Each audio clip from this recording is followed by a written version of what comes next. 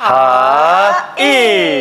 안녕하세요 여러분, 물리치료사 권도수입니다. 오세일 강사님과 함께 척추측만증에 대해서 알아보는 시간을 가져볼게요.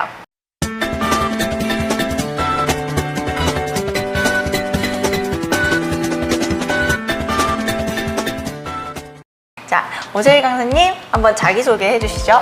네, 안녕하세요. 저는 척추측만증 운동 전문가, 운동하는 물리치료사 오세일이라고 합니다. 반갑습니다. 반갑습니다. 네, 반갑습니다. 척추측만증에 대해서 잘 모르시는 분들도 계실 거라고 생각을 해요. 네, 척추측만증은 건강한 아이들에게서 나타나는 몸과 척추의 3차원 변형을 의미합니다. 여기서 3차원 변형이라고 하는 것은 우리가 정면에서 봤을 때 척추는 일자로 올고 와야 되는데 이것이 S자 형태나 C자 형태로 이제 휘어지는 것을 의미하고, 그 다음에 옆에서 봤을 때 우리 등은 뒤쪽으로 그리고 허리는 앞쪽으로 이쁜 곡선의 형태를 보여야 합니다. 그런데 등이 편편해지거나 또는 허리뼈가 뒤쪽으로 돌출되는 그러한 형태로 바뀌게 되는 것이 있고, 그 다음에 또 정면에서 봤을 때 등이 과도하게 한쪽이 돌출되거나 아니면 한쪽 어깨가 과도하게 앞으로 나오는 회전의 변형이 나타나는 것을 이제 척추측만증이라고 이야기를 합니다. 근데 좀 전에 들었을 때는 건강한 아이라고 하셨잖아요. 네네. 그러면 성인들한테는 척추측만증이 없는 건가요?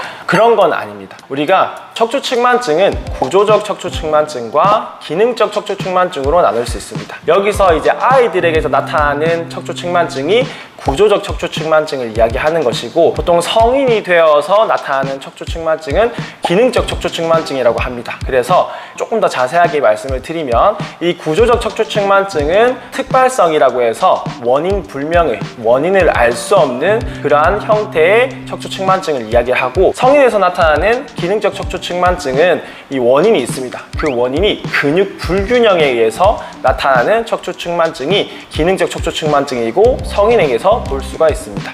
그러면 어린 아이 때부터 그렇게 측만증이 생기면서 성인으로 이어지는 경우도 있는 거고, 성인이 돼서 측만증이 생기는 경우도 있는 거네요? 네, 맞습니다. 아무래도 기능적 척추측만증은 근육 불균형이라고 하는 명확한 원인이 있기 때문에 이 근육 불균형만 잘 해결해 준다면 수월하게 척추측만증의 형태를 개선할 수가 있습니다. 모두 다 그렇지는 않겠지만 그래도 원인이 있으니까 체계적인 치료와 운동을 병행을 한다면은 좀 개선을 기대해 볼 수가 있겠군요. 이 척추측만증은 그럼 생기는 원인 또는 이유가 있을까요? 특발성 척추측만증 같은 경우에는 원인 불명이고 원인을 알 수 없다고는 하지만, 여러 연구자들과 학자들이 말하기로는 자세와 호흡 때문에 척추측만증이 발생했을 것이다 라고 합니다. 그래서 잘못된 자세와 또는 잘못된 호흡을 통해서 이렇게 척추측만증이 생길 수 있는데, 발생하는 원리를 간단하게 이 수건을 통해서 우리가 예시를 들 수가 있는데, 예를 들어서 우리가 척추측만증이 발생을 할 때 중력에 의해서 내 머리를 이렇게 꾹 누르게 되겠죠. 이 누르는 형태와 그 다음에 척추의 잘못된 자세와 호흡으로 인해서 회전이 이렇게 계속 발생을 하게 됩니다. 내 몸이, 내 척추가 계속 이렇게 회전이 된다고 한다면 점점 이렇게 옆으로 휘어지는 형태의, 또 중력이라고 하는 부하까지 받게 되면은 척추측만증의 형태가 되는 것입니다. 그렇다면 우리 척추측만증을 개선하기 위해서는 어떤 운동을 얼마나 어떻게 해야 되는지 궁금해요. 한번 알려주실 수 있나요? 네, 그래서 오늘 총 2가지 동작을 준비를 했습니다. 그래서 이 2가지 동작은 척추측만증 형태를 고려하고 이 척추측만증을 진행하게 하는 그러한 원인, 원리들을 고려해서 만든 동작입니다. 이 2가지 동작을 구독자 여러분들도 같이 따라하면서 함께 배워보시면 좋을 것 같습니다.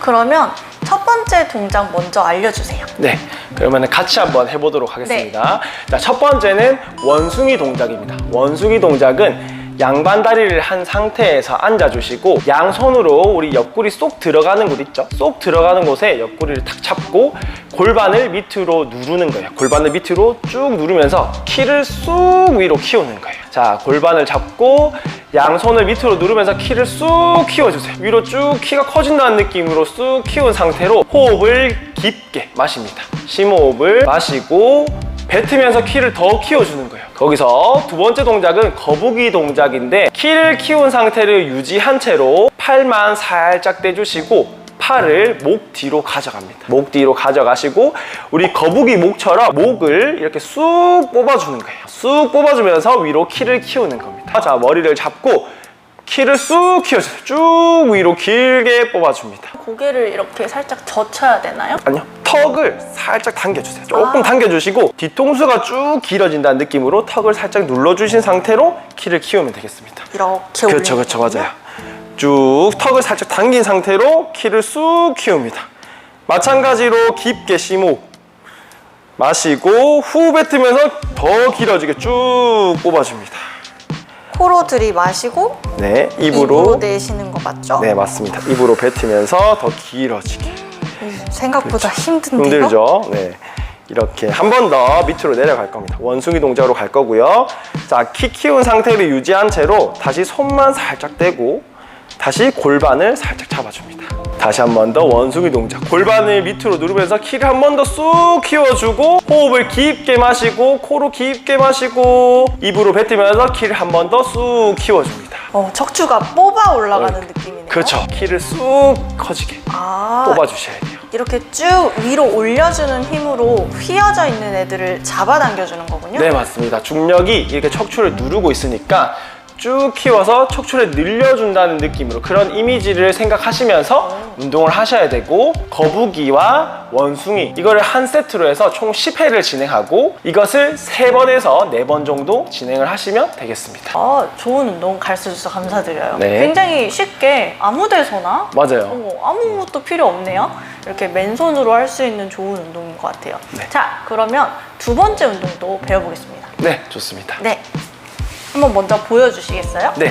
자, 두 번째 동작은 사이드 플랭크 동작으로 척추 측만증 형태를 고려해서 바뀐 동작입니다. 그럼 아까처럼 우리 오른쪽 면이 바닥으로 가게끔 사이드 플랭크 자세를 한번 해보도록 하겠습니다. TV 볼 때 자세랑 유사합니다. 자, 우리 척추 측만증이 있는 사람들은 오른쪽, 등은 오른쪽으로 이렇게 휘어져 있고 허리는 왼쪽으로 휘어져 있습니다. 오른쪽 면으로 이렇게 지지했을 때 힘을 주지 않으면 척추 측만증 형태가 되겠죠. 그래서 이 부위를 바로 세워주기 위해서 등을 쭉 힘을 주고 딱 고정시켜 주셔야 됩니다.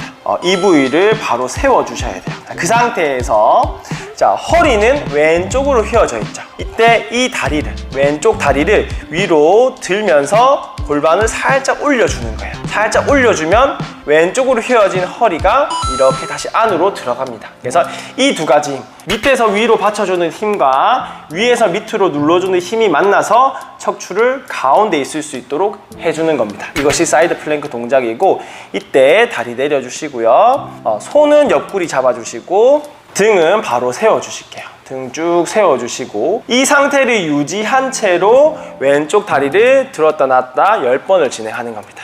내리고 이렇게 원래는 10회를 진행하는 거예요. 그래서 10회를 진행하시는 것을 3번에서 4번 정도 반복해 주시면 되겠습니다. 이때 머리는 어떻게 하는 게 좋을까요? 머리는 기울어진 만큼, 우리 몸을 기울이고 있는 만큼 그대로 정렬을 같이 맞춰주시는 게 좋습니다. 생각보다 이 동작은 조금 어려운 것 같습니다. 그렇죠. 네.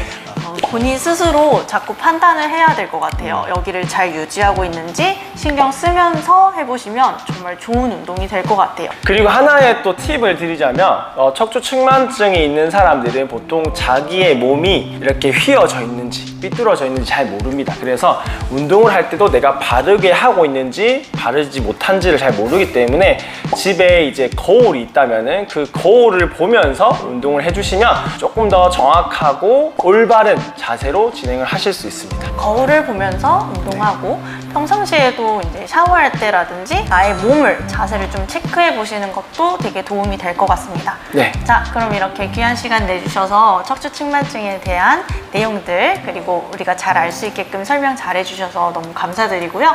우리 할 수 있는 운동들 기억하세요. 거북이, 원숭이 운동, 그리고 사이드 플랭크 운동까지 잘 배워봤습니다. 저도 이렇게 척추 측만증에 대해서 많은 분들께 이렇게 소개를 할 수 있고 알려드릴 수 있는 시간이 되어서 굉장히 뜻깊은 시간이었습니다. 여러분, 그러면 건강하고 행복한 삶을 위해서 노력할 수 있도록 우리 권도수 채널 많이 사랑해 주시고요. 우리 오세일 강사님도 많이 응원해 주세요. 감사합니다. 감사합니다. 바이. 감사합니다. 감사합니다.